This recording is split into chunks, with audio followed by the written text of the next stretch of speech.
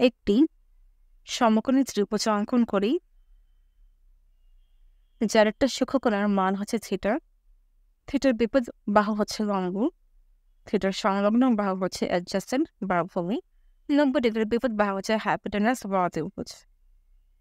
Sign theta equal opposite by hypotenuse বা লম্ব by অতিভুজ। সুতরাং opposite equal hypotenuse into sine theta, অর্থাৎ লম্ব সমান সমান অতিভুজ ইন্টু সাইন থিটা, এবং cos theta equal adjacent by hypotenuse বা ভূমি বাই অতিভুজ। সুতরাং adjacent equal hypotenuse into cos theta, অর্থাৎ ভূমি সমান সমান অতিভুজ ইন্টু কস থিটা, এবং hypotenuse equal adjacent by cos theta, অর্থাৎ অতিভুজ সমান সমান ভূমি বাই কস থিটা। আরেকটি সমকোণী ত্রিভুজ অঙ্কন করি। ধরে নে এই সমকোণী ত্রিভুজের সূক্ষ্মকোণের মান হচ্ছে এ। তাহলে অপর যে সূক্ষ্মকোণটি আসবে তার মান নিশ্চয়ই হবে 90 ডিগ্রি মাইনাস এ। ধরে নে এই কালো রঙের সমকোণী ত্রিভুজের অতিভুজের মান হচ্ছে এ। তাহলে এই সূক্ষ্মকোণের জন্য এই ত্রিভুজের ভূমির মান হবে এ কস এ এবং লম্বের মান হবে এ সাইন এ। কালো রঙের সমকোণী ত্রিভুজটির উপরে আরও একটি সমকোণী ত্রিভুজ অঙ্কন করি যেটাকে গোলাপি রঙের দেখানো হয়েছে। ধরে নিই এই গোলাপি রঙের সমকোণী ত্রিভুজের একটা সূক্ষ্মকোণের মান হচ্ছে বি। এই গোলাপি রঙের সমকোণী ত্রিভুজের ভূমির মান হচ্ছে এ। তাহলে অতিভুজের মান হবে ভূমি বাই কস বি, অর্থাৎ এ বাই কস বি।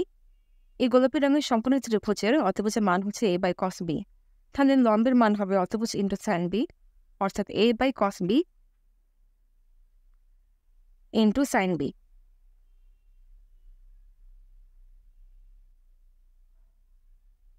এই গোলাপি রঙের ত্রিভুজটির সাথে আর একটি সমকোণী ত্রিভুজ অঙ্কন করে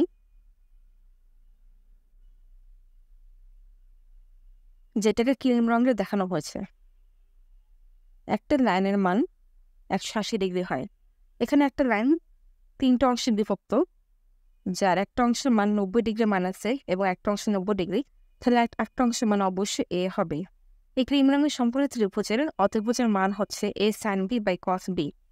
তাহলে এই ক্রিম রঙের ত্রিভুজের ভূমির মান হবে অতিভুজ ইন্টু কস এ, অর্থাৎ A sine B by cos B into cos A. এই ক্রিম রঙের ত্রিভুজের অতিভুজের মান হচ্ছে A sine B by cos B.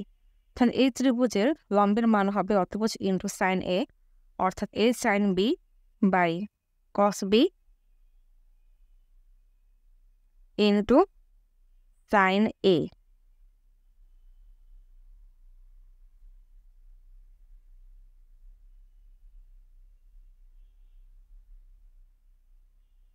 সুতরাং sine A plus B equals to লম্ব বাই অতিভুজ।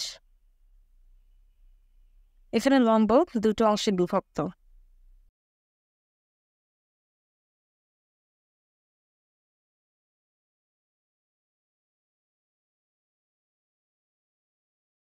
ডিভাইডেড বাই অতিভুজ, অতিভুজের মান হচ্ছে এ by cos B.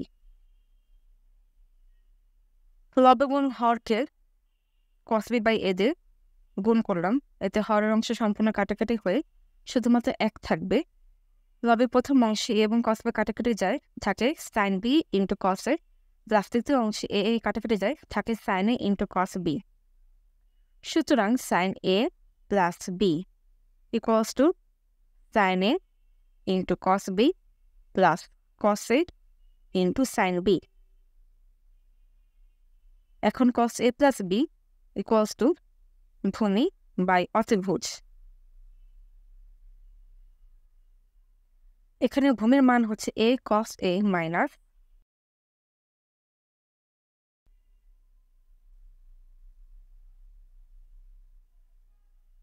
A sine B into sine A by cos B divided by